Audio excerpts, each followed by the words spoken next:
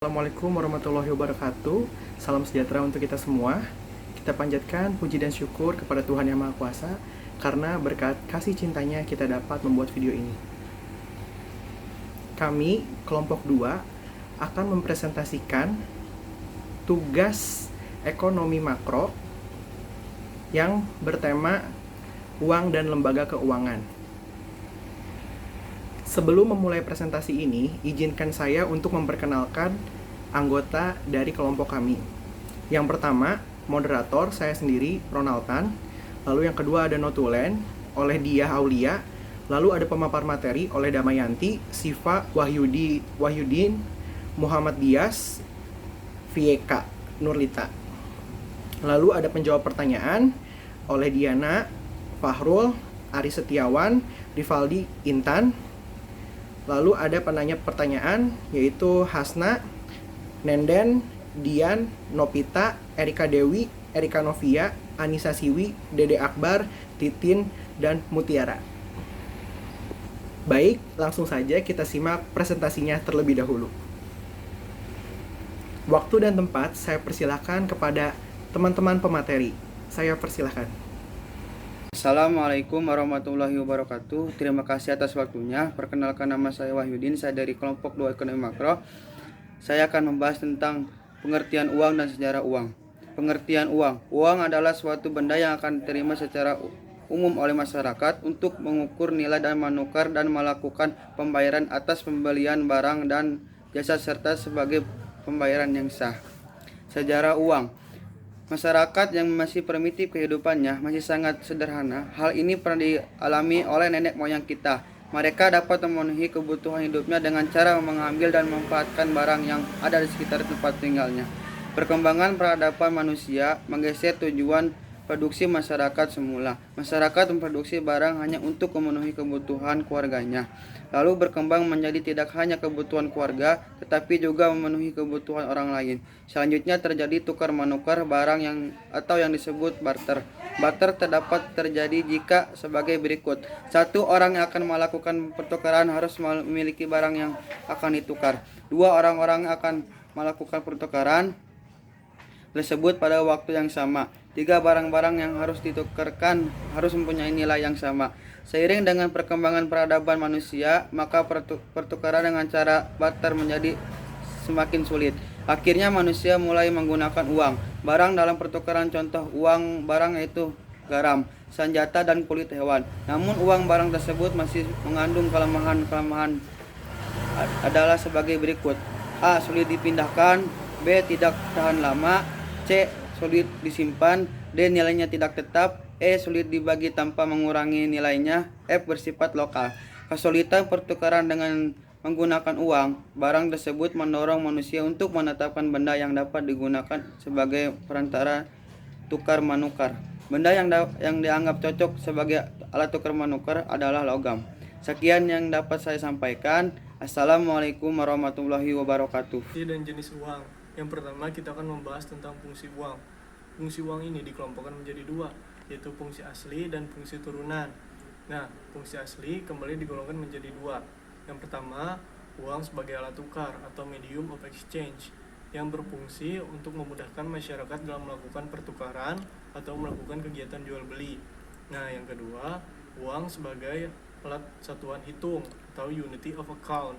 Nah, maksudnya di sini adalah untuk menghitung besarnya nilai tukar barang. Nilai tukar barang sendiri merupakan kemampuan suatu barang yang ditukarkan dengan barang yang lain. Nah, sekarang kita akan membahas tentang fungsi turunan. Fungsi turunan dibagi menjadi 7. Yang pertama, uang sebagai alat penunjuk harga. Maksudnya, uang dapat memberikan kita informasi berupa harga baik dari barang atau jasa yang akan kita beli dengan jumlah satuan uang. Nah, yang kedua, uang sebagai alat pembayaran. Yang ketiga, uang sebagai alat penyimpanan atau untuk menabung. Nah, yang keempat, uang sebagai pendorong kegiatan ekonomi. Yang kelima, uang sebagai alat untuk memindahkan kekayaan. Di sini seseorang dapat memindahkan uang ke dalam bentuk yang lain, bisa berupa emas, properti, kendaraan, atau bahkan saham sebuah perusahaan. Nah, yang keenam, uang sebagai alat pencipta lapangan kerja. Nah, dengan menciptakan lapangan kerja tentunya dapat memudahkan banyak orang. Maksudnya di sini adalah uang dapat kita jadikan sebagai modal untuk membentuk sebuah usaha baru yang nantinya juga dapat menjadikan lapangan kerja baru juga. Nah, yang ketujuh adalah uang sebagai alat pembayaran utang.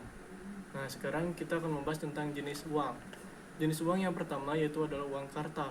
Uang kartal merupakan uang yang dikeluarkan oleh pemerintah melalui bank sentral yang kemudian dapat berupa uang logam atau uang kertas. Nah, yang jenis kedua yaitu uang giral. Uang giral merupakan uang masyarakat yang disimpan di bank umum dan sewaktu-waktu dapat digunakan sebagai alat pembayaran, baik berupa cek, biljet, giro, maupun perintah membayar. Nah, uang ini dikeluarkan melalui bank umum. Perkenalkan, nama saya Sundramayanti Rahma Sugiana. Saya akan menjelaskan tentang lembaga keuangan. Pengertian lembaga keuangan menurut SK Menku RI nomor 792 tahun 1990. Lembaga keuangan adalah semua badan yang kegiatannya di bidang keuangan melakukan perhimpunan dan penyaluran kepada masyarakat, terutama guna membiayai investasi perusahaan. Adapun menurut Tian Siamet, lembaga keuangan adalah badan usaha yang kekayaannya terutama dalam bentuk aset keuangan atau tagihan dibandingkan dengan aset non-finansial atau aset real. Pun menurut Kasmin, lembaga keuangan adalah setiap perusahaan yang bergerak di bidang keuangan, menghimpun dana, menyalurkan dana, atau kedua-duanya. Artinya, kegiatan yang dilakukan oleh lembaga keuangan selalu berkaitan dengan bidang keuangan. Ataupun secara umum, pengertian lembaga keuangan adalah lembaga yang mempunyai kegiatan utama menghimpun dan menyalurkan dana dengan motif untuk mendapat keuntungan.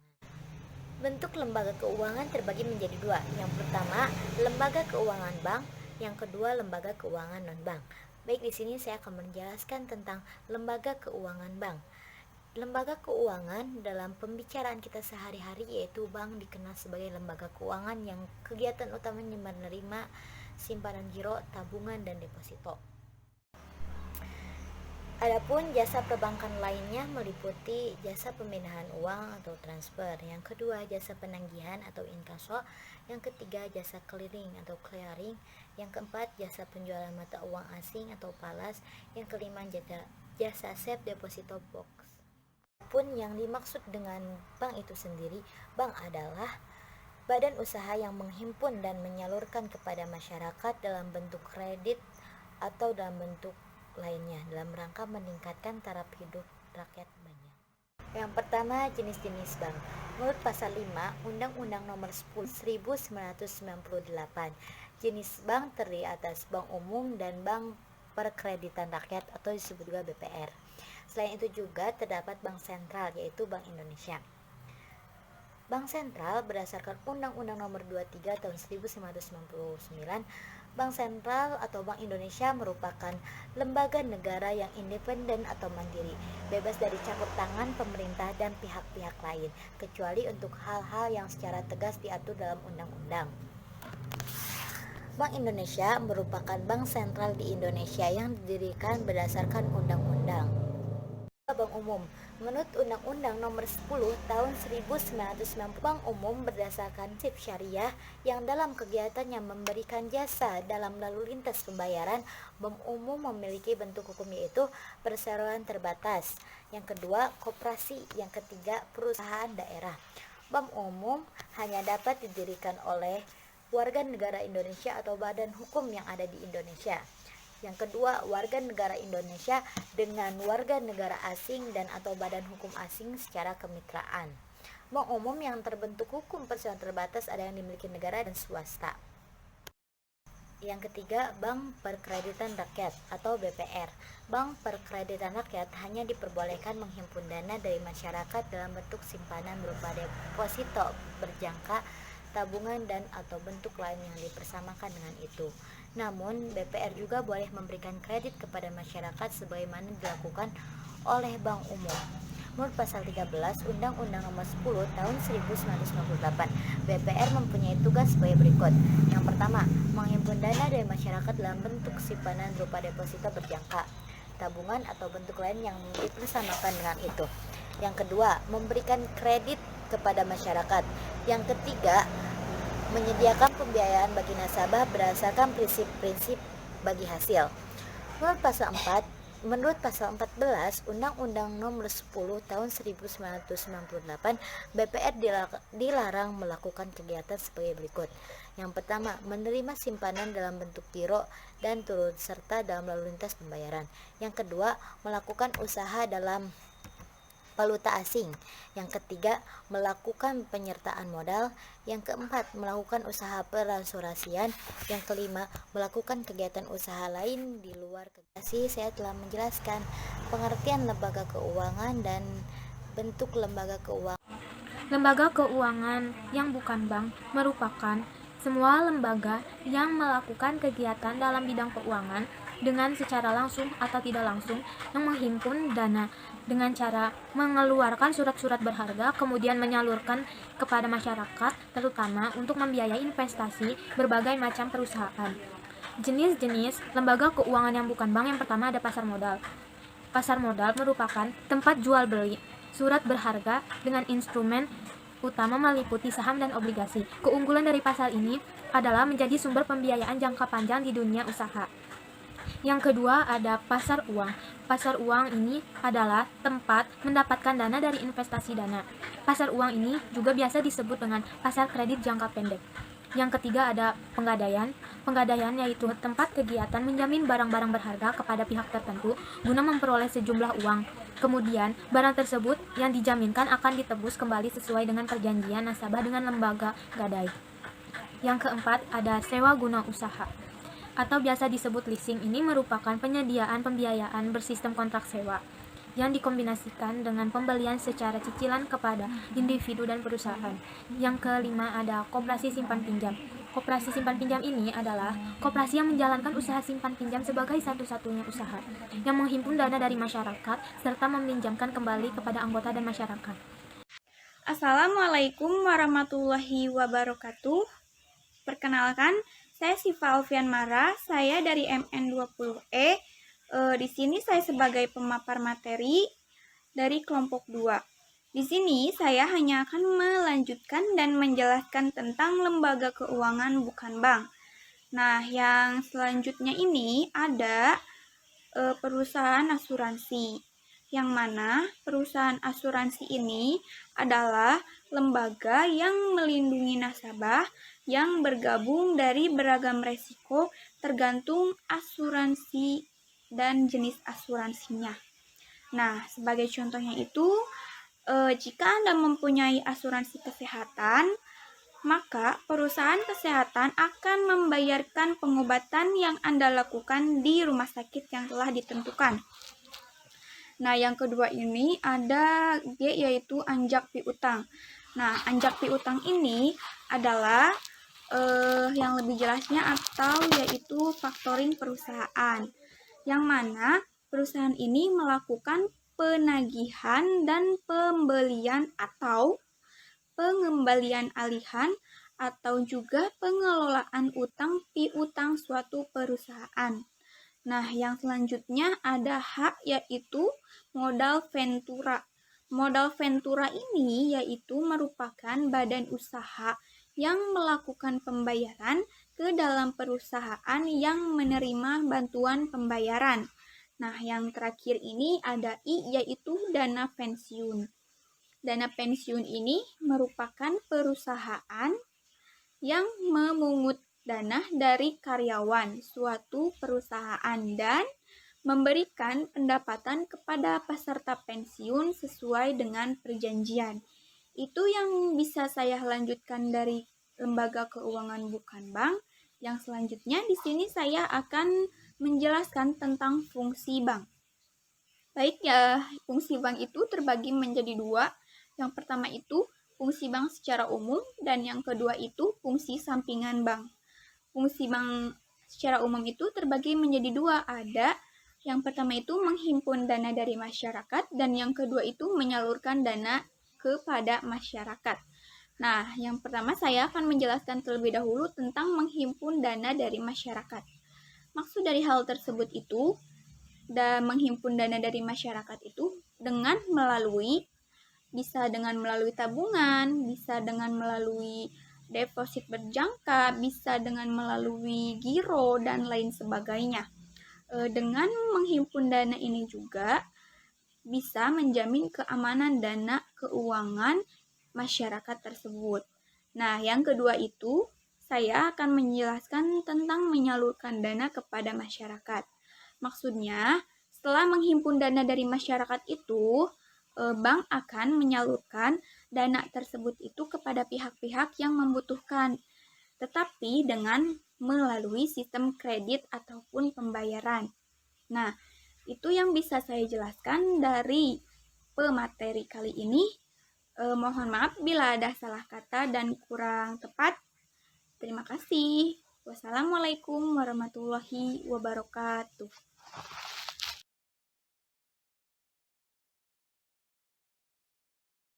Nah, kita sudah mendengar presentasi dari teman-teman pemateri. Baik, untuk selanjutnya saya akan membuka sesi pertanyaan kepada teman-teman penanya. Saya persilahkan. Assalamualaikum warahmatullahi wabarakatuh. Perkenalkan, nama saya Novita Sari Apriliani. Saya dari kelompok 2 makroekonomi. Saya ingin bertanya mengenai materi lembaga keuangan.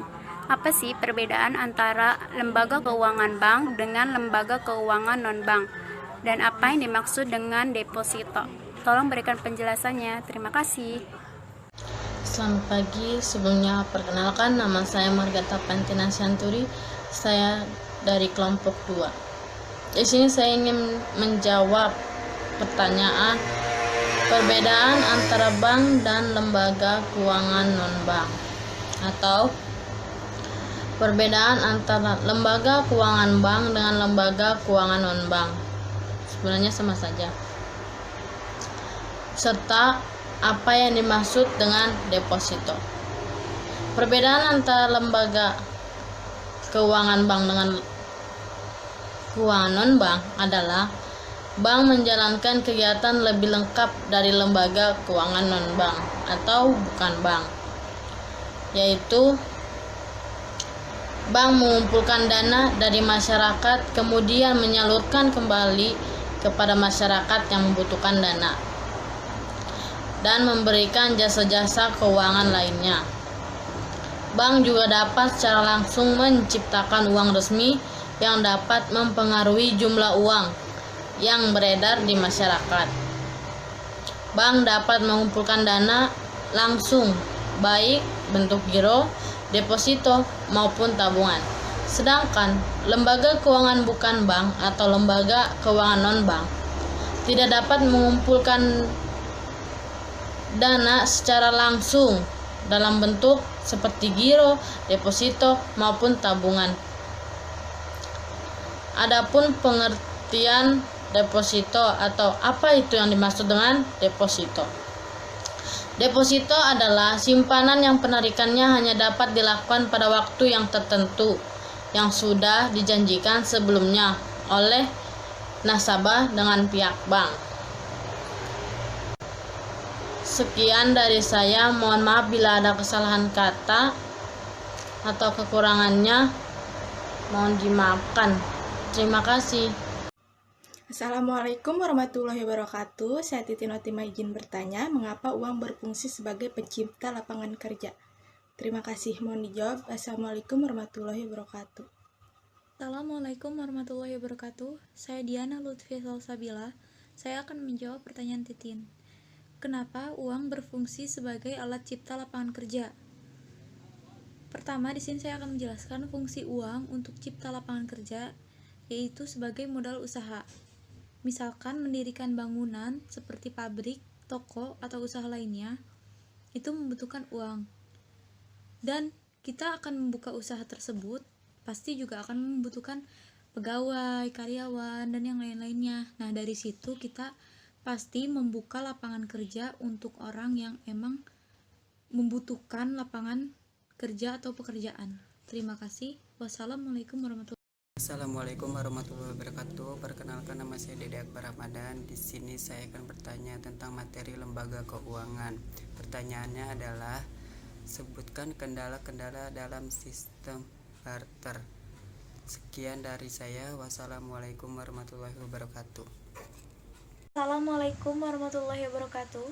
Saya Diana Lutfia Salsabila. Saya akan menjawab pertanyaan dari Dede. Kendala-kendala dalam sistem barter. Pertama, sulit menemukan orang yang akan menukarkan barangnya dengan kebutuhan yang ia inginkan. Kedua, sulit menentukan nilai barang tersebut. Ketiga, sulit menemukan orang yang akan menukarkan barangnya dengan jasa yang ia miliki. Assalamualaikum warahmatullahi wabarakatuh. Perkenalkan, nama saya Hasna Imtid Salimani Putri. Saya ingin bertanya, sebutkan dan jelaskan fungsi dari uang dan lembaga keuangan. Terima kasih. Wassalamualaikum warahmatullahi wabarakatuh. Assalamualaikum warahmatullahi wabarakatuh. Perkenalkan, nama saya Yuanisa. Di sini saya akan menjawab pertanyaan dari Hasna. Sebutkan dan jelaskan fungsi uang dan lembaga keuangan. Yang pertama, fungsi asli. Di antaranya yaitu uang sebagai alat tukar, medium of change. Uang berfungsi sebagai perantara pertukaran. Uang sebagai satuan hitung, unit of account. Uang sebagai satuan hitung berfungsi untuk menghitung besarnya nilai tukar suatu barang. Yang kedua, fungsi turunan. Di antaranya uang sebagai penunjuk harga, uang sebagai alat pembayaran, uang sebagai alat penyimpan atau menabung, uang sebagai pendorong kegiatan ekonomi, uang sebagai pemindah kekayaan, uang sebagai pencipta lapangan kerja, uang sebagai standar pembayaran utang. Warahmatullahi wabarakatuh. Perkenalkan, nama saya Nadine Kusmawati. Saya di sini ingin bertanya tentang lembaga keuangan bank.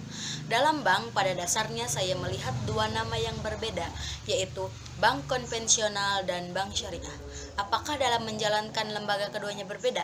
Jika berbeda, apa perbedaannya? Terima kasih. Wassalamualaikum warahmatullahi wabarakatuh. Assalamualaikum warahmatullahi wabarakatuh. Saya Fahrul. Di sini saya akan menjawab pertanyaan dari saudara Nenden dari mata kuliah Ekonomi Makro dari kelompok 2. Pertanyaannya adalah bagaimana hukum dari bank syariah dan konvensional serta perbedaannya. Perbedaan dari syariah dan bank adalah konvensional. Kalau syariah itu sesuai dengan prinsip keuangan agama Islam, sedangkan non syariah yaitu dilaksanakannya secara konvensional. Lalu keuntungan syariah itu didapat dari bagi hasil, sedangkan non syariah itu keuntungannya berasal dari bunga dan kegiatan inti operasional bank itu sendiri. Assalamualaikum warahmatullahi wabarakatuh. Perkenalkan, nama saya Anissa Siwiskararum. Saya dari kelas MN20E. Saya ingin bertanya, apa pengertian dari lembaga keuangan? Sekian dari saya. Wassalamualaikum warahmatullahi wabarakatuh. Dipersilahkan untuk selanjutnya. Assalamualaikum warahmatullahi wabarakatuh. Di sini saya akan menjawab pertanyaan dari Anissa, yaitu apa pengertian umum tentang lembaga keuangan? Jawabannya, lembaga keuangan merupakan badan usaha atau institusi di bidang jasa keuangan yang bergerak dengan cara menghimpun dana dari masyarakat dan menyalurkan untuk pendanaan serta dengan pendapatan keuntungan dalam bentuk bunga atau persentase. Meskipun demikian, kegiatan usaha lembaga ini dapat berupa penghimpunan dana jasa, menyalurkan dana jasa, atau keduanya sekaligus. Terima kasih. Assalamualaikum warahmatullahi wabarakatuh. Perkenalkan, nama saya Dian Rahayu. Saya ingin bertanya, apa yang dimaksud dengan uang sebagai pemindah kekayaan? Assalamualaikum warahmatullahi wabarakatuh. Perkenalkan, nama saya Muhammad Aris Setiawan dari kelas manajemen E. Saya akan menjawab pertanyaan dari Dian. Apa yang dimaksud dengan uang sebagai pemindah kekayaan? Jawabannya adalah uang sebagai alat pemindah kekayaan merupakan salah satu fungsi uang turunan atau sekunder, di mana uang berfungsi sebagai alat penambah atau memperbesar modal atau simpanan baik digunakan untuk modal diri sendiri atau dipinjamkan kepada orang yang membutuhkan uang tersebut. Sekian dari saya, kurang lebihnya mohon maaf. Wassalamualaikum warahmatullahi wabarakatuh. Assalamualaikum warahmatullahi wabarakatuh. Perkenalkan, nama saya Mutiara Azhara. Saya ingin bertanya, apa yang dimaksud dengan sistem moneter dan siapa saja yang terlibat di dalamnya? Terima kasih. Wassalamualaikum warahmatullahi wabarakatuh. Yo. Assalamualaikum warahmatullahi wabarakatuh. Saya Muhammad Rifaldi. Saya akan menjawab dari pertanyaan Mutiara Azhara. Sistem moneter adalah kebijakan yang dimiliki oleh bank sentral dalam mengendalikan uang yang beredar melalui beberapa cara seperti fasilitas diskonto, rasio GWM, dan OPT. Yang terlibat di dalamnya, yang pertama otoritas moneter, yang kedua lembaga keuangan, yang ketiga masyarakat. Lembaga atau institusi yang dapat menciptakan uang kertas, uang viral, dan kuasi. Terima kasih. Mungkin sekian presentasi dari kelompok 2 tentang uang dan lembaga keuangan. Teman-teman juga sudah mendengar pertanyaan dan juga jawaban. Bila ada salah kata, kami mohon maaf. Saya mewakili teman-teman kelompok pamit undur diri. Terima kasih. Wassalamualaikum warahmatullahi wabarakatuh. Teman-teman jangan lupa di like, subscribe, and komen di bawah. Terima kasih.